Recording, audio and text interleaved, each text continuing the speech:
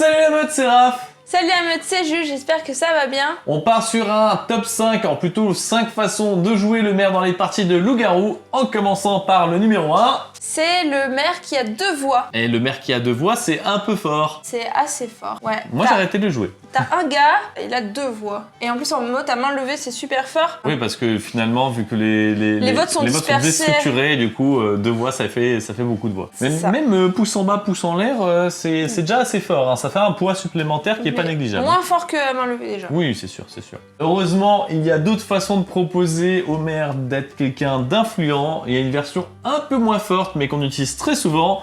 Qui est notre numéro 2 ? Le maire qui choisit en cas d'égalité. Exactement. Le jour, il y a un vote. Parfois, il y a des égalités au vote. C'est le maire qui va trancher. Ah bah, je vais décider si tu vis ou tu crèves. Ce maire, on l'utilise très souvent. Il est pas trop fort. Ça peut faire gagner un loup d'être maire en fin de partie, même le villageois en fait. C'est très déterminant en fin de partie du coup. Ce maire-là est pas hyper fort, hyper déterminant, mais ceci dit, bah, il a son utilité, il a son poids, il permet d'avoir une attention particulière sur une personne et de créer la discussion, donc moi j'aime bien. Notre troisième façon de jouer le maire, je sais pas pourquoi je fais ça. C'est le maire qui choisit quand est-ce qu'on vote. Ça c'est fort, ça. C'est-à-dire qu'en gros, n'importe quand, il fait bon, c'est bon, on vote. Ouais, les mains levées, on vote. Waouh! Alors ça, c'est plutôt puissant. En fait, le mec, il peut empêcher de parler des opposants, il peut empêcher de parler des gens qui disent n'importe quoi en lançant un vote. Il peut embrouiller complètement la partie si les loups-garous.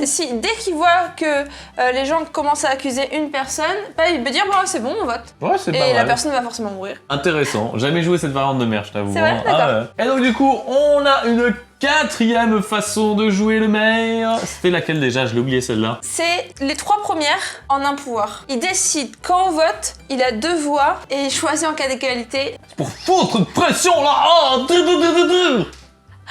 On a mis les 3 pouvoirs en un pour faire une énorme pression sur le village. Est-ce qu'il faudra tuer le maire? Est-ce qu'il faut le garder en vie? Est-ce qu'il est de notre côté? Il a un énorme pouvoir au secours.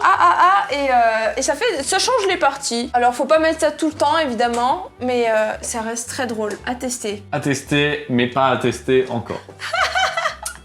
Et du coup, numéro 5 qui est pour moi, je trouve le moyen le plus sympa d'utiliser le maire, d'en faire un outil qui peut distribuer des choses à droite à gauche, qui peut déclencher des pouvoirs. Notamment, toi, tu l'utilises pour distribuer des artefacts, c'est ça? Oui, ce sont des objets à pouvoir. Donc, je donne des artefacts face cachée au maire, il les donne aux personnes de confiance, et puis les personnes de confiance consultent leurs artefacts et utilisent leur pouvoir quand ils veulent la journée. Moi de mon côté, j'avais proposé les systèmes de bénédiction et de malédiction. Une des façons d'utiliser les bénédictions et les malédictions, c'est de les confier au maire, et c'est le maire qui choisit quelle bénédiction déclencher, et c'est lui-même qui assume la responsabilité de l'arrivée d'une malédiction au moment où il a déclenché trop de bénédictions.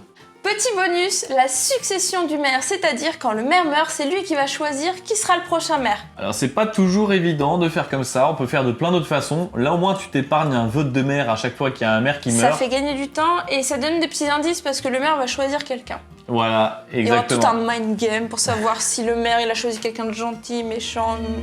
Ah ça fait presque un rap, le mind game, si jamais le gentil a choisi quelqu'un de méchant. Bon bref.